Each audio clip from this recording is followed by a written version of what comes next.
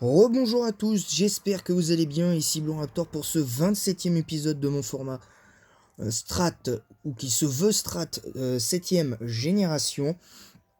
Et vous le voyez à la team, match gagné en 18 tours, avec une team avec une équipe que je joue. Alors je constate que c'est le même adversaire, et encore une fois, je ne m'affronte pas moi-même pour vous les montrer, parce que sinon ce serait vraiment trop débile. Franchement, ce serait vraiment débile de faire ça. Et en plus, personnellement, j'estime que je vous manquerai de respect en faisant ça. Je m'affronte moi-même, c'est vrai, mais hors caméra pour voir les différentes teams que je vais tester pour mes let's play ou mes aventures que je pourrais de temps en temps faire hors caméra. Voilà. Donc ce match-là, vous voyez, donc il y a deux retours, c'est celui de Loup-Garou Crépusculaire et de Tocorico. Il y aura donc l'apparition de Mamochon, notamment. Il y aura une nouvelle apparition, je crois, de Mamochon. Il y aura donc toujours Sylrina, donc c'est-à-dire Oratoria avec Goupelin. Donc c'est parti. Oups, je me suis trompé de bouton.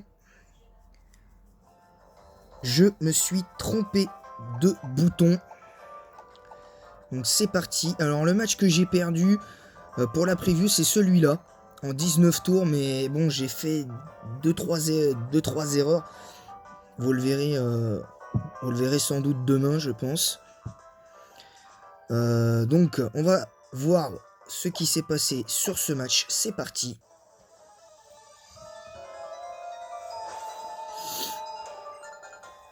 Alors comme vous le constatez, j'ai mis la musique d'Elsamina, parce que je trouve que pour un combat c'est assez important. Alors, Loup-Garou Crépusculaire contre Karchak-Rock. Alors moi je suis plus rapide, donc du coup je lead et je fais les pièges de rock, parce que je sais très bien que de toute façon il a aucun moyen, vu la team qu'il a, d'enlever les pièges. Alors il me one-shot pas mon Poké quand même. Donc je vais quand même, du coup, je vais en profiter pour faire quelques dégâts de gratte. Alors oui, je suis Orbe-Vie, c'est peut-être surprenant, mais oui. Parce que pour moi, le Loup-Garou Crépusculaire, il a pas les qualités pour être avec la ceinture force ou un truc comme ça, hein, je vous le dis. Donc c'est parti, donc derrière j'envoie Mamochon. Mais seulement... Alors il est plus rapide, mais derrière je fais un truc complètement idiot. Vous allez voir, je fais piège de roc. Comme si je pouvais mettre 2 rangées de pièges de roc. C'est complètement con. Donc résultat, je fais une je rate un petit peu mon coup, mais heureusement que j'ai une priorité avec Éclat Glace, parce que dans le cas contraire, je me faisais... Mamochon se faisait ouvrir en deux par Karchak-Rock, et là ça envoie Brute Fire. Donc, alors visiblement les surnoms des Pokémon se ressemblent. Je dis ça, je dis rien. Mais bon, étant plus rapide, ben, je fais séisme sur le Féline Fer. Alors, je vais juste vous remontrer, c'était fait exprès par contre. Je vais juste vous remontrer un petit peu le truc, parce que quand vous avez un Mamochon, jouez-le toujours avec une priorité, c'est important. Même si c'est pas très puissant, c'est comme stabé. Donc voilà, donc du coup, le Karchak-Rock est vaincu. Donc c'était voulu, vous inquiétez pas. Donc là voilà, donc ça met Brute Fire qui prend les dégâts au piège de roc, mais va malgré tout se faire one shot par séisme. Donc forcément Mamochon va faire d'immenses dégâts à ce Pokémon. Il va faire d'immenses dégâts. Ensuite voilà Asuna, mais là par contre, là c'est très compliqué, parce que l'adversaire va directo se setup. Je sais qu'il veut se setup. Donc moi je fais chute glace. pour faire des dégâts de gratte. Et je constate que je fais des dégâts pas trop... pas dégueulasses. Derrière, il fait Dance Lame. Je pense qu'il aurait pu taper une première fois. Avec piste au point, je pense, parce que stabber, ça tuait, je pense. Le piste au point à +2. Donc du coup, je fais chute glace. Alors, je pense que je faisais un crit et... Mais visiblement, l'adversaire préfère prévoir et faire le Z-move acier, donc vrille maximum, pour tenter de remporter son duel sûr face à Mamochon. Mais dans les deux cas, de toute façon, à +2 en attaque et avec une priorité, de toute manière, il m'écrase Mamochon les doigts dans le nez. La preuve, hein, les dégâts sont assez importants, hein, je n'ai pas le nier. Ensuite, j'envoie Graiena. Et là, voilà, j'ai une prio sur ce Pokémon et c'est Kuba. Donc du coup, ben, Graiena bat Cisaiox qui pourtant, et je dis bien pourtant, a ça. Alors ça envoie Gardevoir, ça a quelqu'un impudence.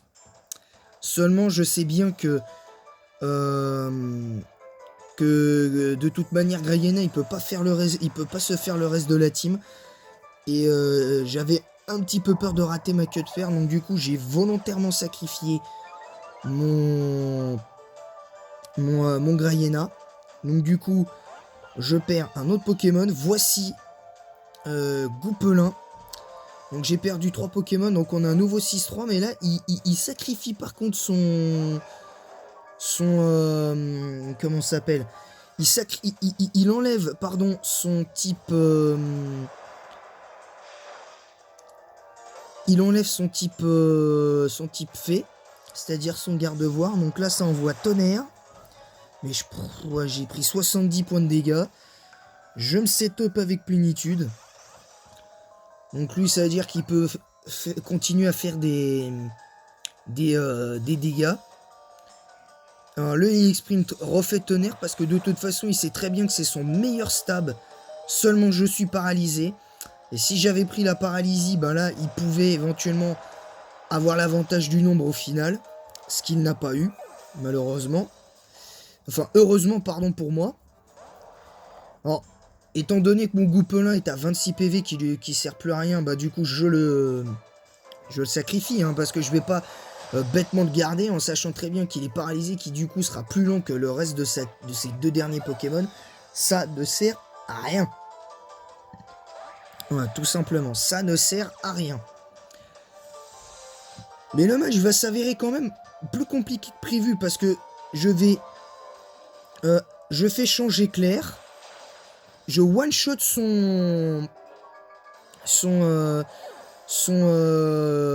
Tortank, que à mon avis volontairement il a sacrifié. Donc là derrière j'ai envoyé mon autre starter Oratoria contre Silrina, et c'est là où justement là où a été je pense ce qui aurait pu me coûter le match. C'est que l'adversaire étant plus rapide que... Enfin, étant donné que Gardevoir est de base plus rapide que Oratoria, ben du coup, même si Oratoria est beaucoup plus bulky, faut faire attention. Donc du coup, le laser glace ne passe pas, mais si je l'avais freeze, je faisais un gros mégaphone et je pense que c'était bon. Alors derrière, il fait écosphère, je fais mégaphone. Mais seulement ça suffit pas, donc grâce au boost de plénitude, ben, il va quand même maintenir il va quand même se maintenir. Il va quand même se maintenir au niveau. Et là il me reste plus que Tokorico. Parce que je sais bien que Tokorico n'est pas forcément plus rapide, mais peut faire très mal. Donc du coup je termine de manière un peu gentille en faisant puissance cachée. En faisant certainement une puissance cachée, peut-être poison, sûrement, je sais pas, parce que c'était très efficace, ou une PC Spectre, je sais pas trop. Donc le match va se finir là-dessus, mais concrètement, vous avez vu que l'adversaire a su renverser un petit peu la situation avec son garde-voir plénitude. Parce que je pense que sans ça, j'aurais gagné un petit peu plus vite. Mais bravo à lui sur ce match-là. Donc la preview du prochain match, c'est donc cette défaite-là. Et malheureusement, cette fois-ci, ma Gardevoir va prendre sa revanche. Je vous le dis, hein, il va prendre sa revanche. Comment il prend sa revanche, Gardevoir, après cette défaite. Mais, vous le voyez, je perds en 19 tours. Mais vous allez comprendre le pourquoi du comment de la défaite en 19 tours. Vous comprendrez un petit peu le truc. Mais voilà, il y a quand même des petites erreurs par-ci par-là. Voilà. Donc c'est tout pour moi. J'espère que ce 27e épisode vous aura plu. Et en attendant la prochaine vidéo, en attendant le prochain match, ce sera peut-être pour demain. Je pense que je ferai qu'un seul épisode. En attendant la prochaine.